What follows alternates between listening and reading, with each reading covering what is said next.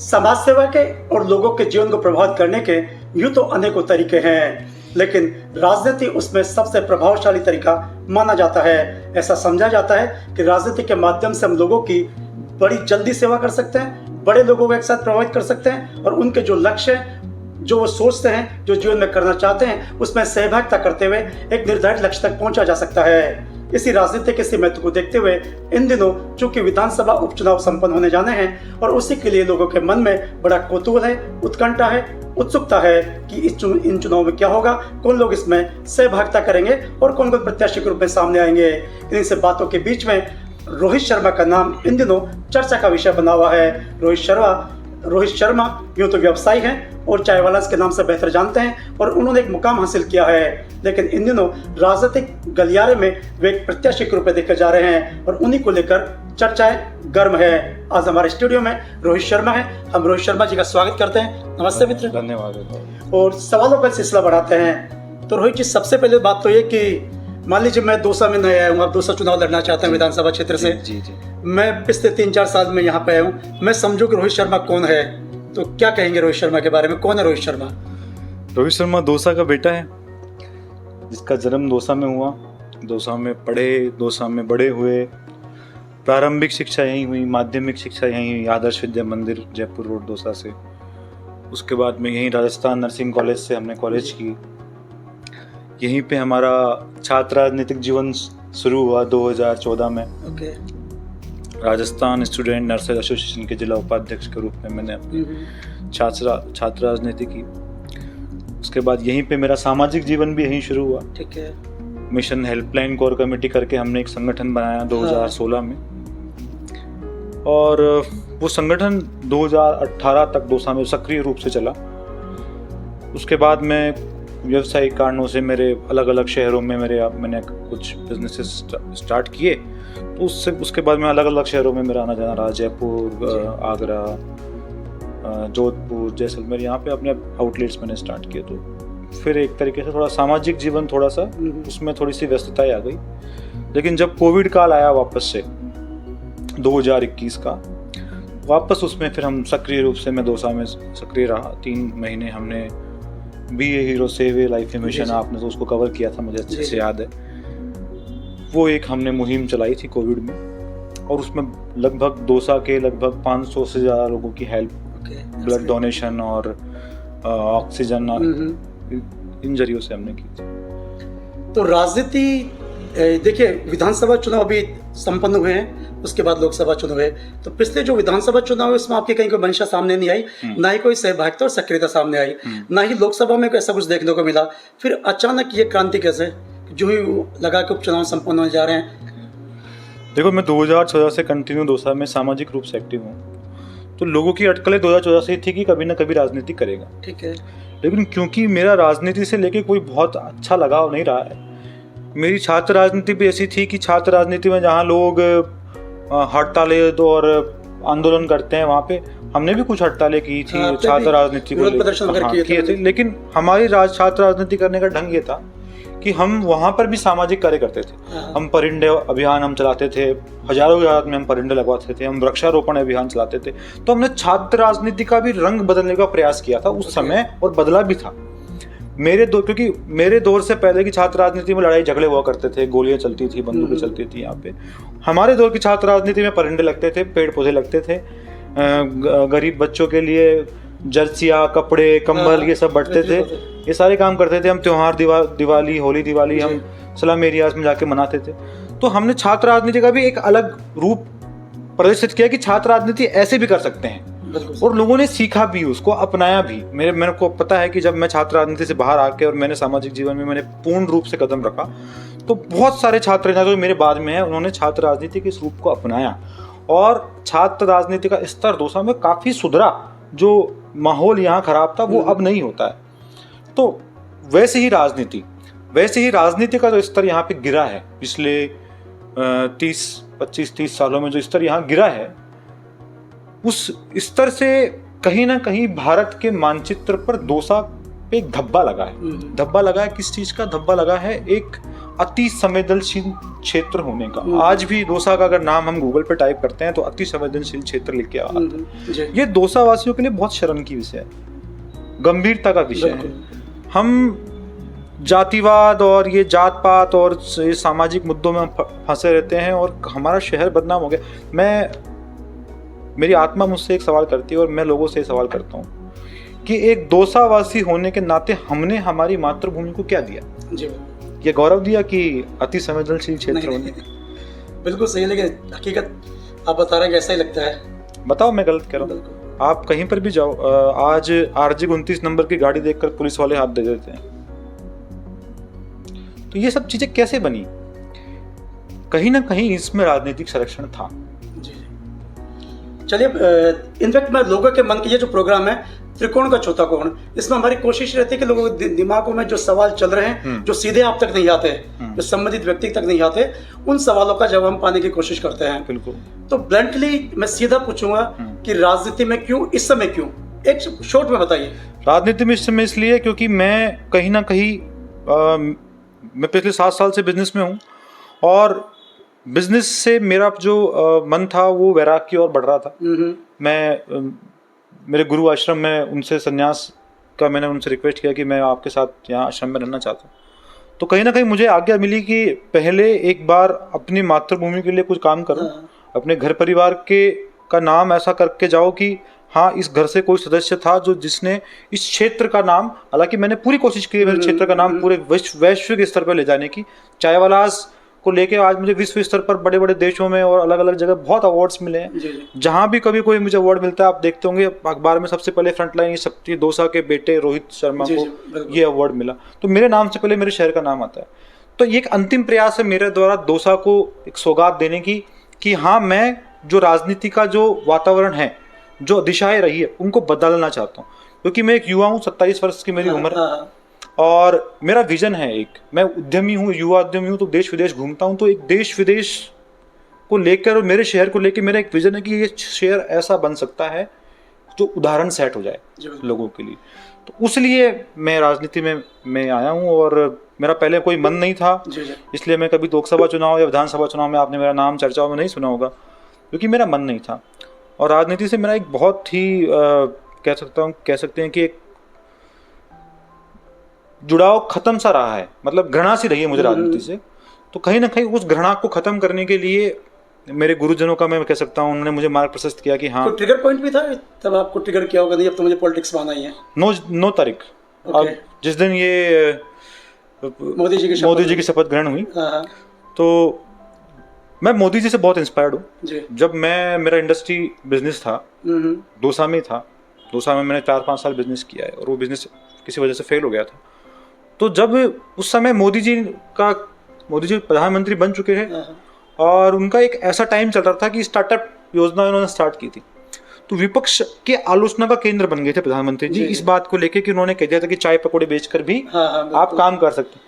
तो मेरे वो बात बहुत हिट कर गई थी और मैंने चाय वाला का काम चालू किया उनसे इंस्पायर होकर। मैंने कहा ये व्यक्ति बहुत सही कह रहे हैं, मैं मोदी जी को भारत का प्रधानमंत्री मानता हूँ, भाजपा का नेता नहीं मानता। और एक भाजपा के नेता से बहुत अधिक एक भारत के प्रधानमंत्री को उन्होंने अच्छी भूमिका निभाई है। मैं उनके विचारों से बहुत प्रभावित था, तो मैंने चायवालाज करके स्टार्ट किया उस समय, और मैंने वो चीज साबित करके दिखाई कि जो मोदी जी कह रहे थे कि चाय बेचकर भी आप क्या कर सकते हो, उसको मैंने प्रैक्टिकल एग्जाम्पल लोगों को देके दिखाया।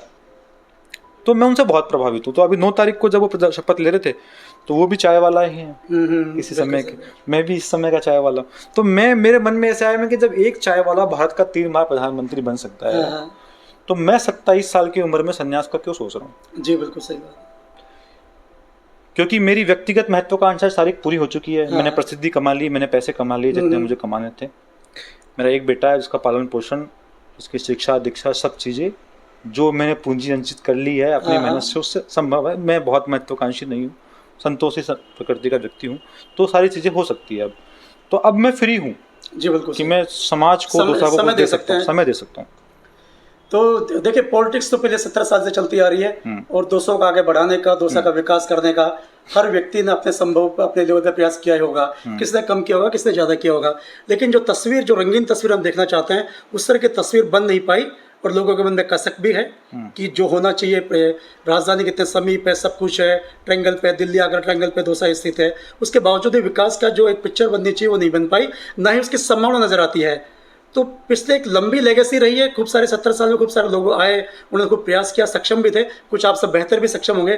तो जब वो लोग नहीं कर पाए तो आप कैसे कर पाएंगे, क्या लगता है? मुझे लगता है कहीं ना कहीं वो लोग किसी सामाजिक बंधन में बंधे हुए थे। कहीं ना कहीं उन लोगों ने ये प्रयास किया कि समाज को दो भागों में विभाजित किया जाए। भारत की राजनेताओं में एक चीज़ जो मुझे सबसे बेकार लगती है और एक चीज़ जो मुझे मोदी जी में सबसे अच्छी लगती है, जिसकी वजह से मैं उनका प्रशंसक हूँ, जिसकी वजह से मैं भारत की राजनीति का आलोचक हूँ। एक मुख्य कारण है कि यहाँ पर लोगों के अंदर सबका साथ सबके विकास की भावना नहीं है। हो सकता है कुछ लोग मोदी जी के कहने से बोल देते हों, लेकिन करते नहीं है। लोगों ने काम किया समाज को तोड़ने का। लोगों ने काम किया, पूरे देश में अगर आप जाएंगे कई हिस्सों को आप देखेंगे तो वहाँ पे आपको हिंदू मुस्लिम के झगड़े मिलेंगे। यहाँ पर एक समुदाय के झगड़े, यहाँ पे जातियों में झगड़े हैं। यहाँ पे मीणा गुजर के झगड़े पहले थे, उसके बाद में यहाँ पर मीणा को मीणा से ही लड़ा दिया। पहले तो गुजरों से लड़ रहे थे बेचारे, अब आपस में लड़ा दिया उनको। फिर और कुछ नहीं, ब्राह्मणों को ब्राह्मणों से लड़ा दिया, उसमें दो चीज़ें कर दी, यहाँ गोड़ है, ये हरियाणा। क्यों? जो भी व्यक्ति है पहले भारतीय है, पहले दौसा का वासी है, अपने समाज के प्रति उसकी जिम्मेदारियां बाद में है, पहले क्षेत्र के प्रति, अपने मातृभूमि के प्रति उसकी जिम्मेदारियां है। वो इस चीज को क्यों भूल रहा है? वो राजनेता इस चीज को क्यों बोल रहा है? जिस शहर की गद्दी पर जनता ने जिसको बिठाया, अगर उस गद्दी पर बैठकर अगर कोई व्यक्ति सिर्फ एक समाज विशेष की बात करे तो वो व्यक्ति राजनीति नहीं कर सकता, उसको समाज का अध्यक्ष बना देना चाहिए। वो समाज का समाज की राजनीति करे, समाज का उत्थान करे। बिल्कुल सही बात। जब आप एक क्षेत्र के हो, आप एक विधानसभा के नेता हो, आप एक लोकसभा के नेता हो, तो फिर आपका जो प्रथम दायित्व है वो दायित्व ये है कि आपका पूरा फोकस उस लोकसभा के या उस विधानसभा के विकास पे होना चाहिए, उसके हर व्यक्ति के प्रति होना चाहिए, चाहे वो किसी भी समाज का हो। आपका प्रयास जोड़ने का होना चाहिए। अंग्रेजों की जो एक मानसिकता थी, फूट डालो और राज करो, अंग्रेज चले गए 1947 में, ठीक है, लेकिन वो मानसिकता अंग्रेज यहाँ के राजनेताओं को दे गए तोहफे में और उन्होंने स्वीकार करके आज तक उस मानसिकता पे हैं। बहुत कम ऐसे राजनेता हैं जो इस मानसिकता पे नहीं है और आज मुझे लगता है कि वही राजनेता है। देखो, आप देखते होंगे हर 5 साल के अंदर पता नहीं कितने नेता लोकसभा और विधानसभा में आते हैं और चले जाते हैं। गिनती के 10 लोगों के नाम आपको याद होंगे अगर मैं पूछूं तो। अगर मैं राजस्थान विधानसभा की बात करूँ तो गिनती के 20 नाम अगर आप मुझे 20 सेकंड में बता देंगे तो नहीं बता पाएंगे। कारण ऐसा कि वो 20 लोग जिनके आपको नाम याद है, वो लोग ऐसे होंगे जिन्होंने कहीं ना कहीं राजनीति के कुछ अलग उदाहरण सेट किए, जिन्होंने कहीं ना कहीं तुष्टिकरण की राजनीति नहीं करी, जिन्होंने कहीं ना कहीं फूट डालो और राज करो की राजनीति नहीं करी। वो इसलिए सर्व समाज के नेता बने। आज राजेश पायलट जी के नाम पर लोग राजनीति करते हैं। राजेश पायलट जी कितने अच्छे व्यक्ति थे, उन्होंने कभी जातिवाद किया ही नहीं, उन्होंने कभी गुजर समाज की बात की ही नहीं, सर समाज के सम्मति से चलते थे और इसीलिए देश भर में उनका नाम हुआ। अगर आज वो एक समाज के नेता थे तो आज शायद पूछे जाते नहीं। और मैं आज भी लोगों को कहता हूँ कि आज जब वो देखते होंगे ये स्थितियाँ क्या बन रही है, कहीं ना कहीं उनकी आत्मा को बहुत क्षति पहुँचती होगी स्वर्ग में जहाँ भी वो है। आज राजस्थान का प्रथम मुख्यमंत्री जो बने टीकाराम पालीवाल जी, दौसा के थे, मंडावर के रहने वाले थे। तो जो दौसा जो राजस्थान को पहला मुख्यमंत्री दे सकता है, जो दौसा जो देश को श्री रामकिरण जोशी और श्री टीकाराम पालीवाल जी जैसे स्वतंत्रता सेनानी दे सकता है, वो जो नवल किशोर जी जैसे राष्ट्रीय स्तर के नेता दौसा दे सकता है, वो दौसा क्या नहीं कर सकता, बहुत कुछ कर सकता है। चलिए मान लेते हैं, हम आपकी सकारात्मकता की इज्जत करते हुए मानते हैं कि सब कुछ जैसा आप सोचते हो वैसा होता है। आप राजनीति में आते हैं, टिकट मिलता है नहीं मिलता, चलिए जैसे भी हो आप जीत जाते हैं, उसके बाद क्या रोड मैप है आपका? मेरा रोड मैप है कि मैं सबसे पहले तो देखो क्या होता है कि एक राजनेता के हाथ में सब कुछ होता है। एक राजनेता चाहे तो पूरे जन समुदाय को एक मुट्ठी में करके रख सकता है, मतलब एक साथ रख सकता है बिना विभाजन किए हुए। वो चाहे तो आपस में उन्हीं के कार्यकर्ता, उन्हीं के लोग ये जातिवाद का जहर बोलते हैं। मेरा प्रथम जो उद्देश्य है वो ये है कि दौसा में इस जातिवाद की जो ये वृक्ष है इसको जड़ से उखाड़ कर फेंकना।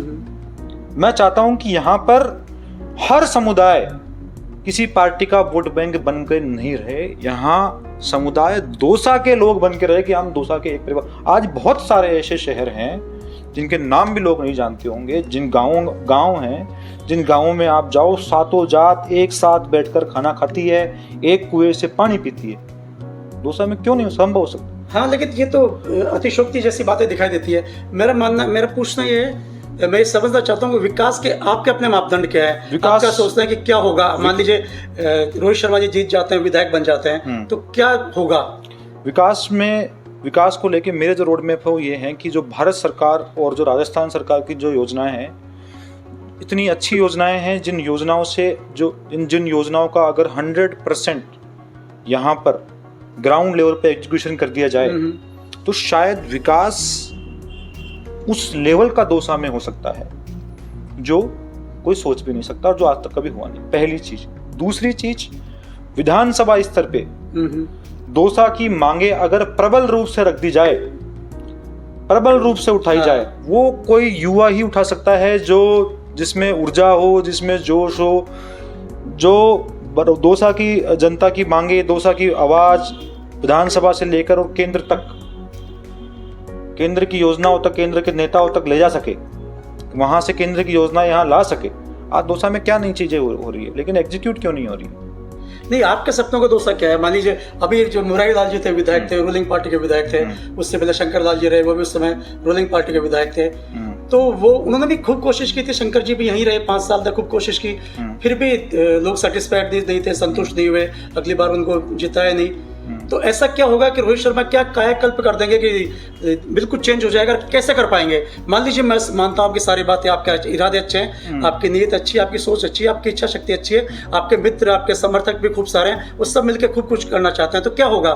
मतलब किस लेवल पे ले जाएंगे, क्या दे देंगे आप दौसा को? हम दौसा को एक आदर्श विधानसभा बना देंगे। पहली चीज, दौसा में जो कानून व्यवस्था है, कहीं ना कहीं राजनीतिक संरक्षण से कानून व्यवस्था डगमगाती है, कहीं ना कहीं इसमें अधिकारियों का और कहीं ना कहीं इसके अंदर काफी सारे लोगों का कि 2 चीजें होती है जो जनता को दिखती नहीं है। ठीक है, राजनीतिक संरक्षण अगर मजबूत हो तो सवाल नहीं उठा। आज उत्तर प्रदेश में जाइए आप, योगी आदित्यनाथ जी के मजबूत नेतृत्व शक्ति के अंदर, क्योंकि पिछली बार सरकार अशोक गहलोत जी की थी और कहीं ना कहीं राजनीतिक संरक्षण था, अधिकारियों को भी था और कहीं ना कहीं अपराधियों को भी था। वो तो सब जो भी सरकार आती है उसके अकॉर्डिंग रहता है, बिल्कुल रहता है। तो आज उत्तर प्रदेश में टाइम भी रहेगा, जब आप रहेंगे तब भी रहेगा, किसी किसी सरकार रहेगी, अधिकारियों से प्रभावित रहेंगे।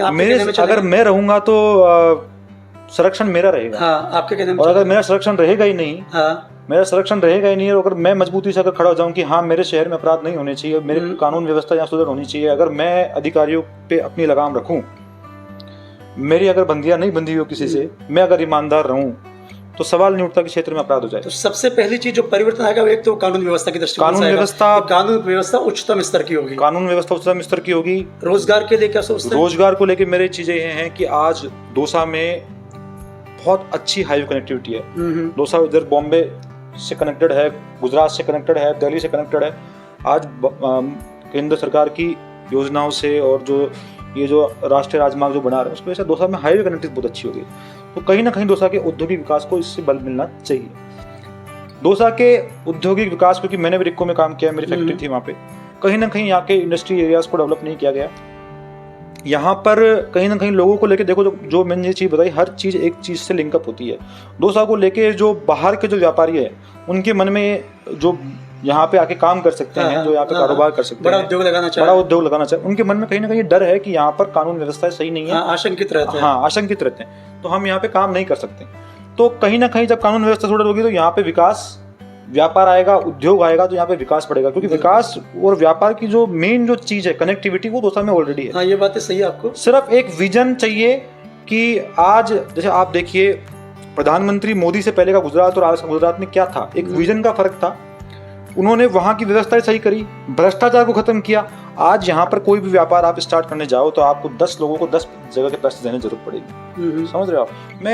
मुझे कोई भय नहीं है, मैं किसी भी मैं एक व्यवस्था पे प्रश्न लगा रहा हूँ, मैं किसी व्यक्ति विशेष पर नहीं लगा रहा हूँ, लेकिन ये व्यवस्था है क्योंकि आप एक पत्रकार, आप भली बात ही जानते होंगे कि आज व्यवस्था ऐसी है कि एक डिपार्टमेंट के लाइसेंस लेने में 10 लोगों को 10 चीजें देनी पड़ जाती है, 10 नेताओं के फोन करवाने पड़ जाते हैं। ऐसा क्यों?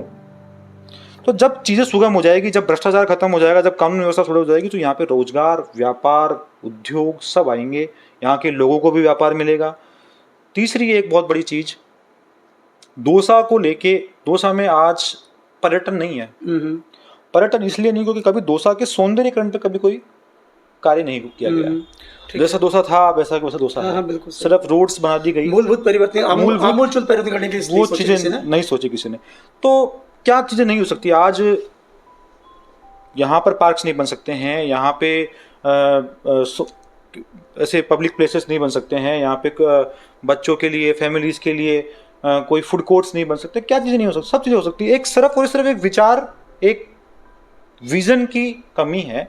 अगर वो विजन हो तो यहाँ पे पर्यटन भी आ सकता है, यहाँ पर विकास भी हो सकता है, यहाँ पे उद्योग भी आ सकते हैं। लेकिन ज़रूरत क्या है? सिर्फ इच्छा शक्ति की। कहीं ना कहीं क्या होता है, मेरे को ऐसा लगता है, मैं यहाँ की राजनीति की बात नहीं कर रहा हूँ, सिर्फ मैं एक मूल राजनीतिक व्यवस्था की बात कर रहा हूँ।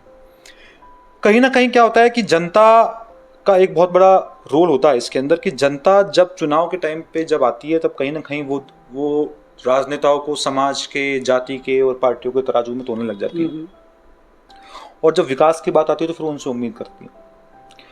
अब जो व्यक्ति अगर किसी व्यक्ति विशेष के लाभ से अगर सीट पे आके बैठा है, तो उसके आने वाले 5 साल उन्हीं को लाभ पहुंचाने में निकल जाते हैं। अगर मैं आज चुनाव में 10 करोड़ रुपए खर्च करके चुनाव लड़ता हूँ, तो मुझे आप एक बात बताइए, दौसा की जनता से भी मैं एक सवाल करना चाहूंगा आपके जरिए, 10 करोड़ रुपए खर्च करने वाले राजनेता से क्या आप उम्मीद कर सकते हो कि वो जनसेवा करेगा? उसका पहला टारगेट तो अपने पैसों की रिकवरी होगी। बिल्कुल सही बात है। तो ये चीज सत्य है, और सत्य को देखना क्यों नहीं चाहता कोई लोग? कोई जानते हुए कि हाँ, कि ये चुनाव, ये राजनीति, ये नेता सब अपने व्यापार के लिए बन रहे हैं, अपने लाभ के लिए बन रहे हैं, उसके बाद में भी फिर आप उनको क्यों चुनते हो? अब यही प्रश्न मेरे हिसाब से आप मेरे पर डाल सकते हैं कि आपके साथ भी यही होगा, आपके साथ, मेरे साथ भी हो सकता है, मैं भी आपसे वादे कर रहा हूँ। एक्चुअली मेरे को ऐसा लगता है कि 2 प्रकार के लोग होते हैं महत्वाकांक्षी, जो नाम, दौलत और शोहरत कमाना चाहते हैं। 2 प्रकार के लोग होते हैं। एक व्यक्ति होता है जिसके पास में विजन होता है, जिसके पास इच्छा शक्ति होती है, तो वो क्या करता है, वो बिजनेस करता है, वो जॉब करता है, वो अपने सेक्टर में इतना प्रगति करता है कि वो वहाँ से अपनी सभी महत्वाकांक्षा, मैंने व्यापार के जरिए मैंने दौलत भी कमाई, मैंने शोहरत भी कमाई, मैंने प्रतिष्ठा, सब कुछ कमाया। एक व्यक्ति ऐसा होता है जिसके पास कोई विजन नहीं होता, तो फिर उसको वो क्या करता है, वो सोचता है कि मैं राजनीति करके और अपने उन सपनों को पूरा करूं, अपने उन सपनों को, उन महत्वाकांक्षाओं को पूरा करूं। आज आप राष्ट्रीय स्तर पर देखेंगे, इतिहास को भी खंगोल के देखेंगे, तो काफी सारे ऐसे लोग जो कोई कलाकार थे, जो कोई राजनेता थे, जो कोई बिजनेसमैन थे, वो अपने अपने कार्यों के साथ उनका आय का स्रोत, उनका बिजनेस, उनकी कला, उनका व्यापार, जो भी चीजें थी, मेन स्रोत वही रहा, मूल सोर्स, और राजनीति को उन्होंने सेवा के लिए रखा। बिल्कुल सही। और इसलिए आज वो इतिहास के पन्नों पे अंकित हुए। तो कहीं ना कहीं दौसा को एक बार स्वच्छ राजनीति की, कहीं ना कहीं दौसा को एक बार ऐसे व्यक्ति को सुनना चाहिए जिसका जनसेवा का उद्देश्य जनसेवा ही हो, और जहां उसका अपना लाभ का उद्देश्य उसका व्यापार ही हो। आपने राजनीति माने की सोच ली, दौसा विधानसभा चुन भी लिया और चुनाव लड़ने का निश्चय कर लिया, ये तय है चुनाव लड़ेंगे? बिल्कुल लड़ेंगे। चलिए, तो विधानसभा के बारे में क्या जान, विधानसभा के लिए क्या तैयारी कर रखी है? क्या विधानसभा में क्या, दौसा विधानसभा में क्या क्या है, कितने गांव हैं, कितने वोटर्स है, कितने मतदाता है, किस तरह करेंगे आप? एक तो दौसा विधानसभा में क्या क्या शामिल है, क्या सम्मिलित है? देखो, दौसा विधानसभा में तैयारी किस तरह की बनाए कुछ? बिल्कुल, उस पर पूरी रूपरेखा हमारी टीम बना रही है, लेकिन हम औरों की तरह ऐसे जातिगत समीकरण नहीं बना रहे कि हाँ हमारा इतने ब्राह्मण वोटर्स है, इतने गुजर वोटर्स है। जीत का आधार क्या रहेगा? हमारी जीत का आधार सिर्फ और सिर्फ हमारी इच्छा शक्ति और हमारी बदलाव का संदेश है।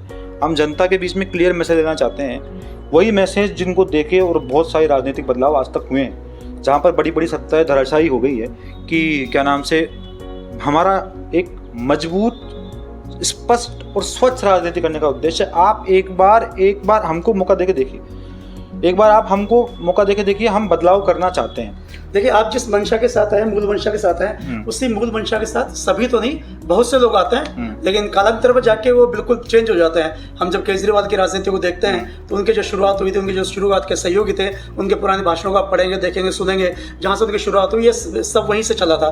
लेकिन आगे जाके समय के साथ जाके लगता है कि कुछ भी परिवर्तन दिया और वोटर अपने आप को ठगा हुआ सा महसूस करता है। तो उस समय आपके केस में अलग कैसे होगा? उस समय उस वोटर को, उस राजनेता को परमानेंट रूप से अपने विधानसभा और अपने क्षेत्र के लिए ब्लैक लिस्ट कर देना चाहिए, उसका करियर समाप्त कर देना चाहिए। एक्चुअली राजनेताओं के साथ में ये चीजें इसलिए हो जाती है क्योंकि उनको ये विश्वास हो जाता है कि जनता हमारे पीछे आंख भर करके अंधी हो गई है। देखिए, विश्वास तो आपको करना पड़ेगा।